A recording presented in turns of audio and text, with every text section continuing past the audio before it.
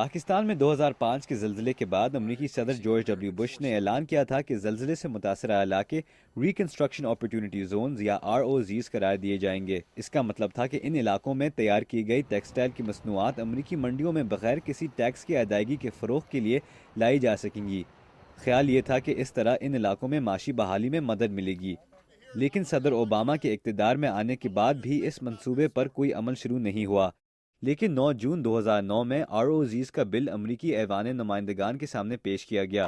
اس دفعہ نہ صرف کشمیر میں زلزلے سے متاثرہ علاقے بلکہ فاٹا، خیبر پختونخوا، بلوچستان کے وہ علاقے جو شدت پسندی سے متاثر ہوئے ہیں ان کو بھی ROZs میں شامل کیا گیا۔ 24 سپتمبر 2009 کو امریکی ایوان نمائندگان نے یہ بل پاس کیا، لیکن 15 اکتوبر 2009 کو امریکی سینٹ نے ایک مختلف بل پاس کیا جس میں ROZs کا ذکر نہیں تھا۔ واشنگٹن میں ماہرین کا کہنا ہے کہ باوجود اس کے کہ ROZs کے بارے میں پاکستانی اور امریکی انتظامیہ کے درمیان اتفاق رائے ہے، امریکی کانگریس میں جاری سیاسی گرما گرمی کے ماحول میں یہ بل ابھی تک پاس نہیں ہوا۔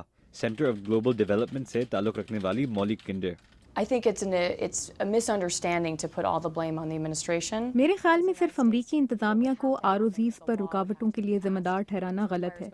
ROZs کے لیے ایک قانون منظور کرانا پڑے گا اور اس کی منظوری کانگریس دے گی، اور امریکی کانگریس سے واقف لوگوں کو معلوم ہے کہ یہ ایک بہت پیچیدہ ادارہ ہے۔ ماہرین کا کہنا ہے کہ امریکہ میں کپڑے کے مصنوعات ساز اداروں کے تحفظات تھے کہ پاکستانی ٹیکسٹائلز امریکی ٹیکسٹائلز کے لیے نقصان دہ ہو سکتی ہیں اور اس سے امریکہ میں روزگار متاثر ہو سکتا ہے، لیکن مولی کنڈر کا کہنا ہے کہ یہ تاثر درست نہیں ہے۔ If the US was to grant market access from all اگر امریکہ تمام پاکستانی ٹیکسٹائل مصنوعات کو امریکی منڈیوں میں آنے دیتا ہے تو اس سے امریکی مصنوعات پر بہت ہی کم اثر پڑے گا۔ یہ تاثر کہ امریکہ میں ملازمتیں کم ہو جائیں گی میرے نزدیک صحیح نہیں ہے۔ دوسرے تحفظات ہیں امریکہ کی مزدور یونینز کے، جن کی شرط ہے کہ ROZs میں اگر کوئی فیکٹری بنی تو اس میں امریکہ جیسے لیبر سٹینڈرڈز ہونے چاہیے۔ لیکن امریکہ میں پاکستانیوں کے لیے کام کرنے والی ایک گروپ کونسل آن پاکستان ریلیشنز کے اشرف قاضی کا کہنا ہے کہ امریکی سیاست کی وجہ سے یہ اب اتنا بڑا مسئلہ نہیں رہا۔ کچھ ڈومیسٹک اینگل ایسا ہے جو لیبر یونینز ہیں یہاں کی، کیونکہ جو ڈیموکریٹک پارٹی ہے ان کی وہ بہت بڑی کنسٹیچوئنسی ہے، تو وہ ایسی کچھ لیبر پروویژنز تھی جو ریپبلکن نے کہا یہ ہمیں قبول نہیں ہے، یہ جب تک اس بل میں ہے یہ بل پاس نہیں ہوگا، سیدھی سی بات ہے، چاہے اوباما صاحب بھی چاہتے ہیں پاس ہو، پاکستان بھی چاہتا ہے، لیکن یہ نہیں ہوگا۔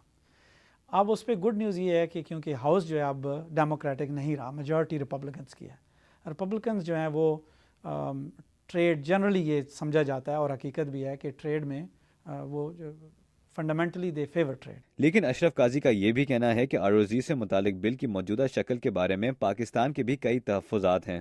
وہ یہ ہے کہ آئٹمز جو ہیں ہائی ٹیرف والے اس میں ہیں ہی نہیں، صرف لو ٹیرف والے تھے زیادہ تر جو آئٹمز ہیں۔ ایک تو یہ چیز ہے، دوسری جو اس کی لمیٹیشن ہے وہ ہے جیوگرافک لمیٹیشن۔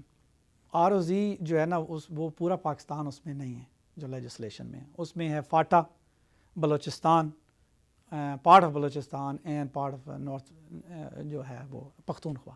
اب آپ یہ بتائیں کہ اگر وہ لیجسلیشن پاس بھی ہو جاتی تو کون سے انڈسٹریلسٹ ہیں پاکستان میں یا ٹیکسٹائل یا کون سے فارنر ہیں جا کے جو کہ انویسٹ کریں گے، جا کے فاٹا میں فیکٹریاں لگائیں گے، یا بلوچستان میں ایسے حالات ہیں کہ وہاں پہ کوئی ٹیکسٹائل جا کے انڈسٹری لگائے گا۔